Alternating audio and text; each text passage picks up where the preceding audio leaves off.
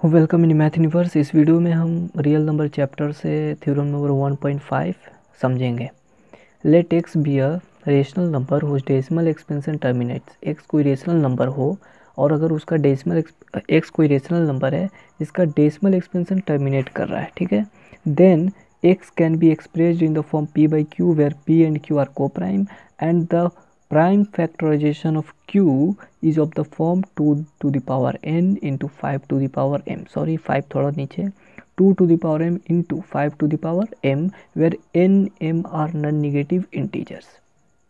कहने का मतलब है कि अगर कोई एक्स रेशनल नंबर हो जिसका डेसिमल एक्सपेंशन टर्मिनेट कर रहा है, ठीक है, तो उसे तो हम p बाई क्यू के फॉर्म में लिख सकते हैं, और जहाँ पर q इस फॉर्म का होगा 2 to the power n into 5 to the power m, इस फॉर्म का होगा ही होगा।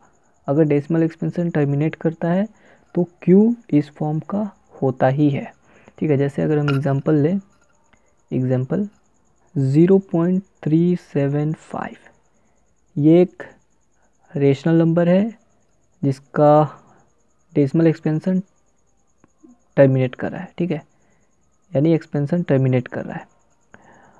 तो जब इसे हम लिखेंगे p बाई क्यू के फॉर्म में तो लिख सकते हैं, डेसिमल यहाँ पर है, डेसिमल के बाद 3 डिजिट है तो 1000 होगा नीचे, ठीक है। इसे हम को प्राइम में कन्वर्ट कर देते हैं, यानी कि 1 के अलावा कोई भी और कॉमन फैक्टर नहीं होना चाहिए। तो जब ऐसा करेंगे हम तो इसका जो आएगा वो आएगा 3 by 2 to the power q. Okay, तो यहाँ पर आप देख रहे हैं कि ये जो है डेसिमल एक्सपेंशन अगर टर्मिनेट करता है तो उसे p बाई क्यू के फॉर्म में लिखने पर ये जो q है ये इस फॉर्म का आएगा, ठीक है। 2 क्यूब किस फॉर्म का है? इस फॉर्म का है, जहाँ पर m 0 है, ठीक है। 5 टू द पावर 0 यानी 1, यानी 2 टू द पावर n, यानी कि अगर इसको हम लिखें तो ऐसे भी तो लिख सकते हैं 2 to the power 3 into 5 to the power 0, कोई फ़र्क नहीं पड़ता है क्योंकि 5 टू द पावर 0 1 हो जाएगा। ओके, तो अगर टर्मिनेट करेगा डेसिमल एक्सपेंशन तो जो क्यू होगा वह किस फॉर्म का होगा? 2 to the power n into 5 to the power m के फॉर्म का होगा। एक दूसरा एग्जांपल हम यहाँ पर लेते हैं, एग्जांपल 0.104, ठीक है, इसे हम ऐसे लिख देंगे, ओके। और फिर जब इसके कॉमन फैक्टर को हम कैंसिल करेंगे तो आएगा 13 by 5 to the power cube, ठीक है।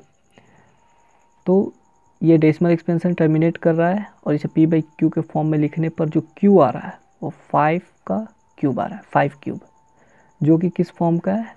इस फॉर्म का है, ठीक है।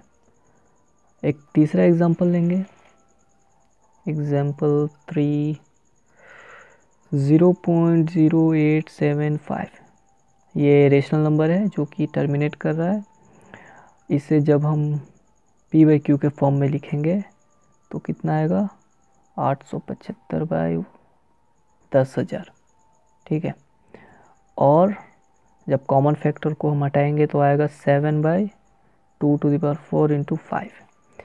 सिंपली ये लाने के लिए हम क्या करेंगे कि इसको प्राइम फैक्टर में बदलेंगे और इसे भी प्राइम फैक्टर में बदलेंगे, और जो जो कॉमन है उसे हम कैंसिल कर देंगे तो आएगा 7 बाई 2 टू द 4 इंटू 5। ये जो q है, ये q किस फॉर्म का है? इस फॉर्म का है, ठीक है। तो थ्योरम यही कह रहा है कि let x be a rational number whose decimal expansion terminates.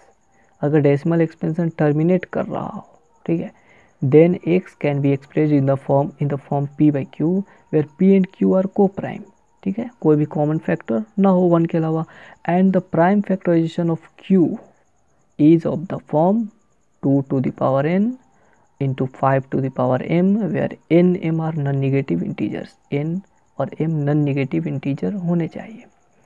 तो ये बेसिकली थ्योरम यही कह रहा है। अगर कोई पूछता है कि एक रेशनल नंबर है जिसका डेसिमल एक्सपेंशन टर्मिनेट करता है, जैसे कि ये एक रेशनल नंबर है जिसका डेसिमल एक्सपेंशन टर्मिनेट करता है, तो बताओ उसे p बाई क्यू के फॉर्म में लिखने पर q किस फॉर्म का होगा? तो q का फॉर्म ये बताएंगे हम 2 to the power n into 5 to the power m। अगर इसमें कोई और फैक्टर शामिल हो जाता है तो वो जो है टर्मिनेट नहीं करेगा। यानी कि डेसिमल एक्सपेंशन टर्मिनेट करने के लिए ये ज़रूरी है कि क्यू किस फॉर्म का होना चाहिए, इस फॉर्म का होना चाहिए। ठीक है, तो ये था थ्योरम नंबर 1.5।